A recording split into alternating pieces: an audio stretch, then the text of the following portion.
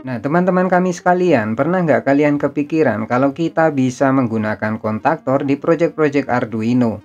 Biasanya kita pakai relay untuk mengontrol perangkat listrik. Tapi apakah relay ini cukup kuat untuk beban-beban yang besar? Katakanlah seperti pompa air, yang kapasitas dayanya itu bisa ribuan watt.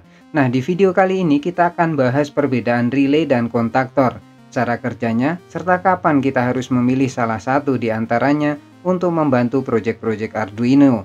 Yuk langsung saja kita mulai. Relay adalah saklar elektronik yang bekerja dengan prinsip elektromagnetik. Ketika arus listrik kecil diberikan ke kumparan relay, maka medan magnet akan terbentuk dan menarik kontak saklar untuk berpindah posisi. Berikut adalah langkah-langkah prinsip kerja dari relay. Ketika arus listrik mengalir ke kumparan koil, medan magnet terbentuk dan menarik kontak saklar. Kontak relay tertutup sehingga arus bisa mengalir ke beban.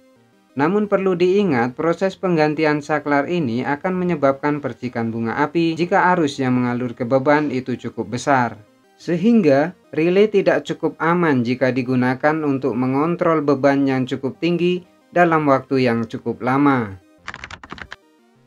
Kontaktor adalah saklar elektromagnetik yang dirancang untuk beban besar, digunakan di industri atau perangkat dengan arus tinggi, misalnya motor ataupun pompa air. Di dalam sebuah kontaktor juga terdapat sebuah kumparan, yang cara kerjanya mirip dengan sebuah relay. Hanya saja untuk kontaktor ini tidak bisa langsung dihubungkan ke Arduino, karena tegangan kerja untuk mengaktifkan koil tersebut biasanya menggunakan tegangan AC atau listrik bolak-balik. Namun ada juga kontaktor seperti ini, yang dia untuk mengaktifkan koilnya menggunakan arus DC. Berikut adalah cara menggunakan relay dan juga kontaktor dalam sebuah rangkaian. Nah, sebelum kita melakukan uji coba terhadap beban, terlebih dahulu kalian perhatikan beberapa terminal yang ada di bagian depan atau bagian atas ini yang warna putih. Ada A1, terminal A1 dan terminal A2. Nah, untuk terminal A1 dan A2 ini adalah terminal untuk mengaktifkan koil. Ketika koil diaktifkan, maka koil akan berubah menjadi medan magnet sehingga mengaktifkan kontaktor ini. Nah, untuk sumber power dari koil ini bisa saja berasal dari listrik AC ataupun listrik DC. Nah, dari mana kita bisa tahu untuk koilnya ini menggunakan listrik AC ataupun DC? Nah, kalian bisa perhatikan di bagian atas sini.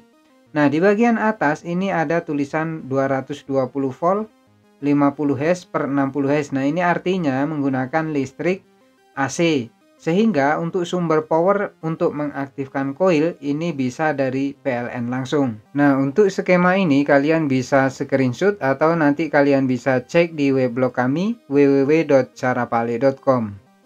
Nah, oke, langsung saja. Langkah pertama kalian siapkan colokan seperti ini. Ini untuk sumber power dari koil. Nah, perlu diperhatikan tadi ya, untuk sumber power bisa dari AC atau DC, kalian cek terlebih dahulu di bagian atas. Nah, karena ini menggunakan listrik AC, maka langsung saja kita hubungkan sumber power untuk koilnya yaitu di terminal A1 dan terminal A2. Nah, bagian colokan ini nanti kita colokan ke listrik 220, maka secara otomatis koil akan teraliri arus listrik dan bisa mengaktifkan kontaktor. Nah, langkah berikutnya kita hubungkan satu kabel ke beban. Jadi beban ini kan di sini saya gunakan lampu, kalian bebas nanti bisa pakai motor ataupun apa. Yang jelas ini saya gunakan lampu. Nah, di lampu itu kan ada dua kabel. Nah, satu kabel kalian hubungkan ke output kontaktor. Nah, output kontaktor yang mana? Yang bagian bawah, T1. Jadi untuk output kontaktor ini di T1, langsung kalian hubungkan satu kabel ke lampu satu ya. Kemudian di sini kan ada tiga, yang bagian T1, T2, T3. Karena kita hanya menggunakan listrik satu fasa, maka hanya satu kabel saja yang kita gunakan. Kalau listrik 3 fasa biasanya ketiga-tiganya terpakai. Nah, di sini saya siapkan satu buah kabel power lagi. Ini adalah power untuk beban atau power untuk lampu atau power untuk motor kalau kalian menggunakan motor. Nah, satu kabel kalian hubungkan. Jadi kabel power itu kan ada dua kabel.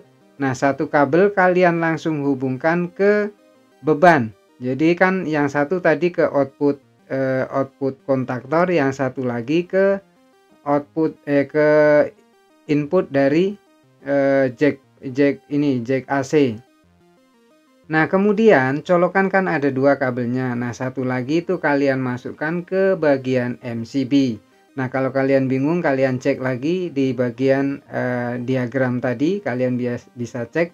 Nah, satu lagi ini kita hubungkan ke output dari MCB. Nah, seperti ini. Nah, output MCB yang satu lagi ini kita masukkan ke L1 atau input kontaktor. Jadi listrik PLN untuk beban itu sebelum masuk ke kontaktor, masuk dulu ke MCB. MCB nanti sebagai pengaman juga. Nah, MCB di sini saya gunakan saklar. Anggap ini MCB-nya ya, karena memang tidak ada MCB, kita gunakan saklar biasa saja. Nah, langkah terakhir kita lakukan uji coba. Nah, pastikan semua wiring sudah benar dan harap berhati-hati karena kita menggunakan listrik 220. Nah, langkah terakhir kita colokkan ke sumber power PLN 220, maka koil secara otomatis dia akan aktif dan menyalakan kontaktor.